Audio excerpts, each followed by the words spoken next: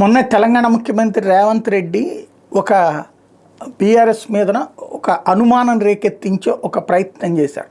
అందులో ఎవరైతే సినీ నిర్మాత కేదార్ దుబాయ్లో చనిపోతే ఈ బీఆర్ఎస్ వాళ్ళు లేకపోతే సినీ రంగానికి సంబంధించిన అనేక మంది డబ్బులు కేదార్ తీసుకెళ్ళి అక్కడ రియల్ ఎస్టేట్ వ్యాపారం చేస్తున్నాడు, పెట్టుబడి పెడుతున్నాడు.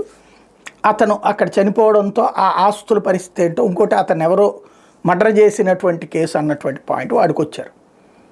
అనుమానాస్పద మృతి అన్నటువంటి దాన్ని గుర్తు చేసుకొచ్చారు. అయితే దానికి తోడు న్యాచురల్ డెత్ అయితే 24 అవర్స్లో బాడీ ఇస్తారు, అనుమానం ఉంటే దాని మీదన ఎంక్వైరీ చేస్తారు. ఇప్పుడు మరి ఎవరు అనుమానం వ్యక్తం చేశారో తెలియదు. తాజాగా నిర్మాత కేదార్కి సంబంధించి 10 రోజుల క్రితం కేదార్ అనుమానాస్పద మృతికి సంబంధించి కేదార్ది సహజ మరణమేనని తేల్చారు దుబాయ్ పోలీసులు.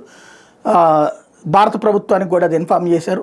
మరి మృతదేహాన్ని కేదార్ భార్య క్లెయిమ్ చేస్తున్నారు, ఇవ్వమంటారా అని అడిగింది భారత ప్రభుత్వాన్ని దుబాయ్ ప్రభుత్వం. అప్పగించమని చెప్పి భారత ప్రభుత్వం చెప్పింది. దాంతో కేదార్ భార్యకి ఆ మృతదేహాన్ని అప్పగించారు. మృతదేహాన్ని ఇండియాకి తీసుకొస్తే ఇబ్బందులు వస్తాయని అక్కడే అంత్యక్రియలు నిర్వహించారు కుటుంబ సభ్యులు.